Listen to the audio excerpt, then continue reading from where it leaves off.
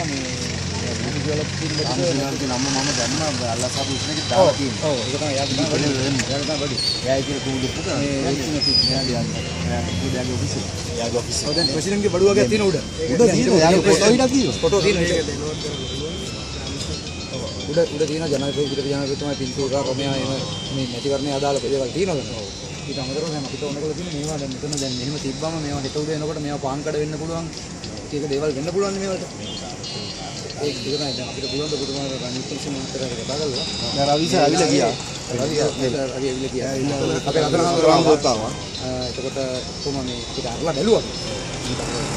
පෙට්ටි දෙකයි ඇරියේ. පෙට්ටි දෙකක් ඇරියා. අපි රටේ ආරක්ෂාව දෙමු විට එහෙම කරන්න පුළුවන්. එහෙම කරන්න මේ මෙයා මෙතන ඉන්නේ. මෙතන බැලුවොත් නම් බුදියන්නේ. අපි රෙඩි වැඩි. නෑ. හා? සංජීව ආයේ සංජීව. ගන්න ආයි කිව්වා.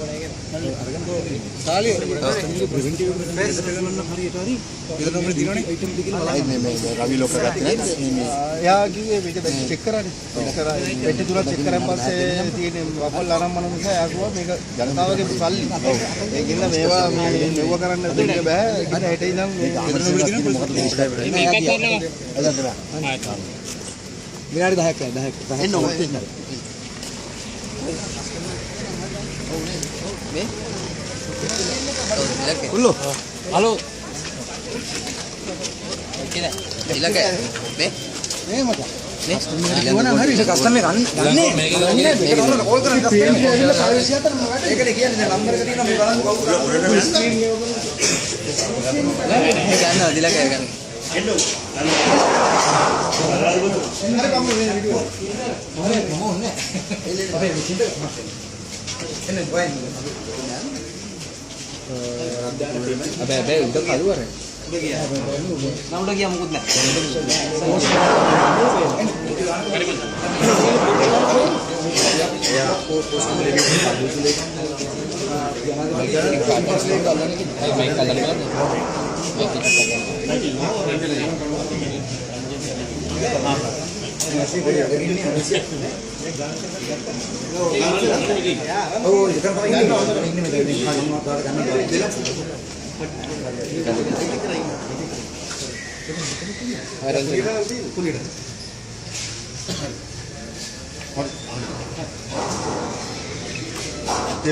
මේ අවස්ථාවේදී මේ ජනතාවගේ නිර්භීතකම ගැන මුලින්ම ස්තුතිවන්ත වෙනවා.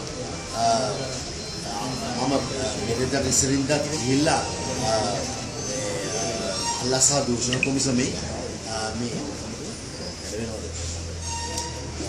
මම පෙරේදත් ගිහිල්ලා අල්ලාසා දූෂණ කොමිසමේ 38 දෙනෙක්ට මේ පැමිණිලි කළා ඉන්න පුද්ගලයන්ට ලංකාවේ වැඩිම දූෂිත තෝරුමෝරු ගැන. ඉතින් එතරම් මේ ගාමිණී සේනරත් කියන මේ ලේකම්තුමා ඉන්නවා අතිකරු හිටපු ජනාධිපතිතුමාගේ.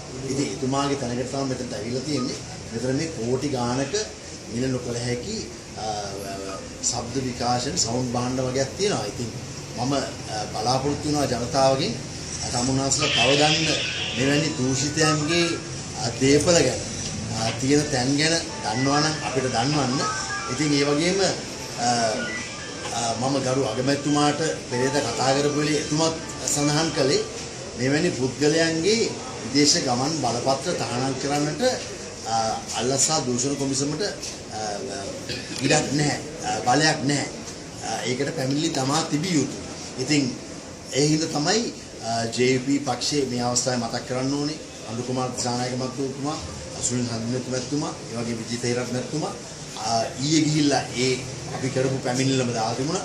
ඒක වගේම හෙළවරුමේ ස්වාමීන් වහන්සේ අතුරුලී රතන ස්වාමීන් වහන්සේ, ඒ වගේම චම්පික රණවක මැතිතුමා මට දුරකථනයෙන් කතා කළා. ඒ දෙදෙනාම කතා කරලා අපි සියලු දෙනා මේ ආණ්ඩුවේ යහපාලනය ගැන කතා කරනවා. බොහොම ශීලාචාර මෛත්‍රී යුගයක් ගැන කතා කරන අතරම අපේ මෛත්‍රී යුගයේ මල්පල ගැන්වෙන්නේ ඉන්න හොරුන්ව නීති ඉදිරියට ගෙනිහිල්ලා මේ මුදල් සියලුම ජනසතු කරන එකකින්. නැතුව ඒ හොරුන්ව හොරතල් කිරීමෙන් මේ දේ වෙන්නේ නැහැ.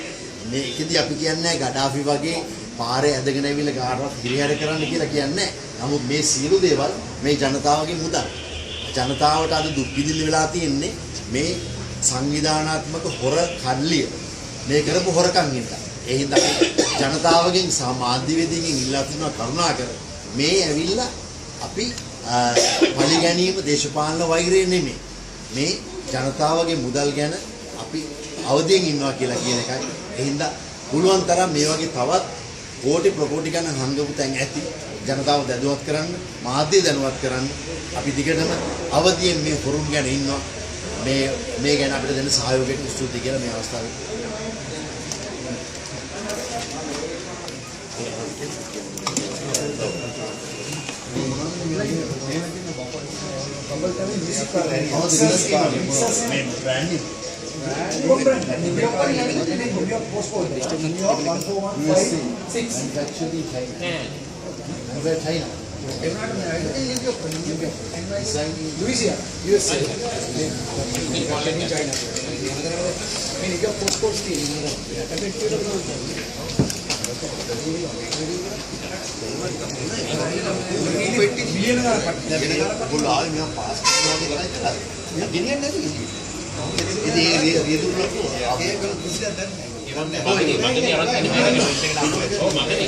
යන තැනවල දැනවත් කියලා නෑ.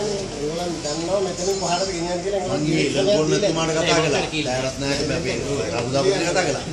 ඔයගොල්ලන්ගේ මේ හිටපු බාලසූරින් හත්තලා ගෙදර කොහෙද? අඩවල එයාගෙන්දී බලන්නේ නේ. බල් කොහෙද? ආවි කෝල් එක. කැලණි. ගෝණවිල තුමාගේ ගෙදරුත් කන්ටේනර් දෙකකින් මේ වගේ පොඩි ඊයේ කතා කරලා තියෙනවා. මේ වැඩි වීඩියෝ ඉලා කොට අපේ ඉස්බතු තුමා එළියම කණ්ඩායමක් කරියද? දැන් අපි ඉල්ලා මේ සීට් එක කන්ටේනර් පහක්. දැන් අර එතන පොලිසියෙන් ගාඩ් දාලා දෙන්න සීට් එක. ආවරයක් වෙනම තියෙනවා. ඒගොල්ලන්ගේ හොරකම් අල්ලන්න මම හිතන්නේ 200ක් මදි වෙයි මේ හොරකම් අල්ලන්න. මොකද එච්චර හොරකම් කරලා තියෙනවා. මේගොල්ලෝ 200ක් මදි වෙයි හොරකම් ටික අල්ලන්න. අපිට දැන් ඉන්න ඊළාචාර ආණ්ඩුවක් කියන්නේ මේ හොරුන් ටික අල්ල මේ වගේ කී දෙනෙක් ඇත්ද? මන්ත්‍රීතුමා දූෂණ වර්ධන ඒකකයට කෝල් ටෙලිෆෝන් එක කෝල් එකක් ගන්න බෑ. දිගට එංගේජ් කෝල් 1200ක් අපි අර යන්න මම හිතන්නේ අනේ ඔබ කියන්න පොඩක් ඔන් කරන්නේ මාතර සුනිල් කියලා ආදේ කියලා. එයා තමයි පටන් ගත්තේ.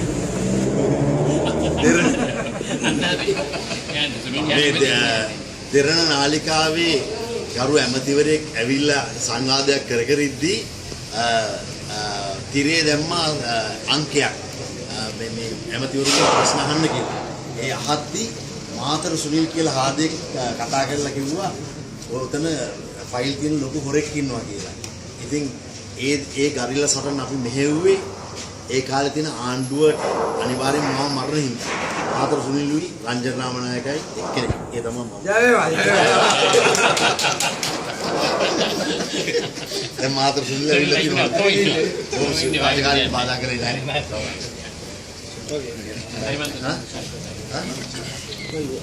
දාවනේ. ගානනේ සර් නේ. ඔව් සර්. නා. ඒක කාටවත් කියන්න බෑනේ. බුදුමල වගේ තියෙනවා. ඔව් සර්. අපි වරින් වර ඉන්න කට්ටිය විතර